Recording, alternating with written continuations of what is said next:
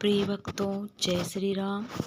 हम सुनाने जा रहे हैं गीता प्रेस गोरखपुर कल्याण से भगवान शंकर जी की कृपा की एक सच्ची कथा। ये घटना सन 1975 ईस्वी की है। जिन्होंने लिख के भेजा है वो कह रहे हैं, भाइयों ये कथा बिल्कुल सच्ची है और इस कथा से हमें भगवान शंकर की कृपा का पता चलता है कि वो कितने दयालु हैं। वो कह रहे हैं कि मेरे छोटे भाई दिल्ली में एक प्राइवेट बिजली के ठेकेदार के पास बिजली का काम करते थे। उस समय देवास मध्य प्रदेश में नोट प्रेस बन रहा था। उसमें बिजली के कई ठेकेदार ठेका लिए थे। दिल्ली के ठेकेदार का भी ठेका उसमें था। मेरे भाई तथा एक चचेरे भाई भी वहाँ गए थे। एक दिन ये सभी लोग उज्जैन टहलने गए और उसमें मेरे भाई भी गए। कुछ लोगों के साथ वे भी शिप्रा नदी में स्नान करने लगे। साथियों ने कहा, जो साथ में लोग थे, कई लोग बोले आओ तैर कर नदी के उस पार चले। अब जो मेरे भाई भी थे वो उनके कहने में आ गए कि चलो नदी तैर के पार की जाए। अब तैर करके उन लोगों ने नदी पार कर ली। इसी बीच उस पार तो पहुंच गए। अब जैसे कि थोड़ा तैर के गए थे तो थोड़ा सुस्ता लेते, आराम करते, लेकिन तुरंत तैर कर सभी लोग वापस आने लगे। लेकिन बीच नदी में पहुंचकर मेरे भाई बहुत थक गए थे। थकान के कारण उनका हाथ पैर चलना बंद हो गया। ऊपर मेरे चचेरे भाई खड़े थे किनारे।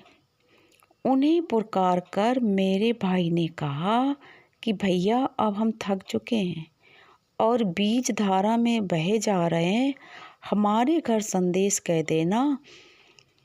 इतना कहकर वे उन्होंने अपने हाथ पैर ढीले करके छोड़ दिए और नीचे जाने लगे और बड़ी जोर से चिल्लाकर बोले, जय शंकर जी, हम आपके पास आ रहे हैं।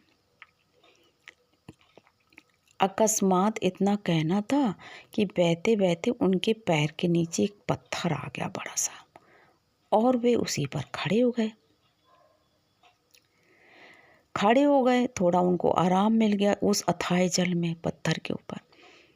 जब उनकी थकान कम हुई तो फिर उन्होंने तैरने का मन बनाया और तैर करके पार आने लगे। अब उन्होंने जब तैरने के पहले उनके मन में एक बात ये आई कि मेरे पैर के नीचे है क्या, ये जानने के लिए पानी में नदी कितना है, क्या चीज़ मेरे पैर के नीचे आ गई जिसके ऊपर मैं खड़ा हूँ। तो उन्होंने थोड़ा पलट के वापस देखना चाहा उस जगह पे, तो उन्हें आभास हुआ एक ही दो कदम चले तैरे होंगे कि वहाँ तो कुछ भी नहीं है। जिस जगह वो खड़े थे 2 मिनट बाद, मतलब 1 मिनट बाद आए वहाँ कुछ नहीं हुआ और जल ही गहरा गहरा। अब उनके मन में बड़ा वो हुआ, तैरते चले जा रहे थे अब, क्योंकि हिम्मत आ गई थी, ताकत भी आ गई थी, और मन ही मन सोचते जा रहे थे कि जहाँ मैं खड़ा था वहाँ पत्थर नहीं था, तो मैं किसके सहारे इतनी ऊंचाई पे खड़ा हो गया, मेरे पैर के नीचे था क्या। लेकिन अब विचार करने का समय नहीं था, क्योंकि एक झटके से सीढ़ी तैर कर इस पार भी आना था। अब उन्होंने लौटकर अपने जो चचेरे भाई थे सभी भाइयों को बताया कि भैया मैं तो ये सोच लिया था कि अब मैं जा रहा हूँ, और मैंने शंकर भगवान जी से कह भी दिया कि हे महाकाल बाबा भोलेनाथ, मैं आपके पास आ रहा हूँ। कि इतना कहना था कि मेरे पैर के नीचे लगा जैसे पत्थर है, मैं उस पर खड़ा हो गया, मुझे आराम मिल गया और मैं वैसे ही तैर के वापस आने लगा। भाइयों, तो मेरे मन से एकदम में आया कि चलो 1 सेकंड पलट के देखी तो मैं खड़ा किसके ऊपर था। कह रहे थे मैं पलटा तो उस जगह पे कुछ नहीं था, 2-4 हाथ पैर घुमाए भी, लेकिन वहाँ कुछ समझ में नहीं आया उस जगह में। तो भाइयों, मुझे समझ में नहीं आया कि ये था क्या। तो सबने यही कहा कि तुमने ये कहा था कि हम भगवान भोले भाई, तुमने ये कहा कि भोले बाबा हम आपके पास आ रहे हैं, तो भगवान ऐसे किसी को कैसे करें। तो उन्होंने तुमको बचाया, तुम्हें भगवान की शंकर जी की कृपा ने तुमको बचाया है।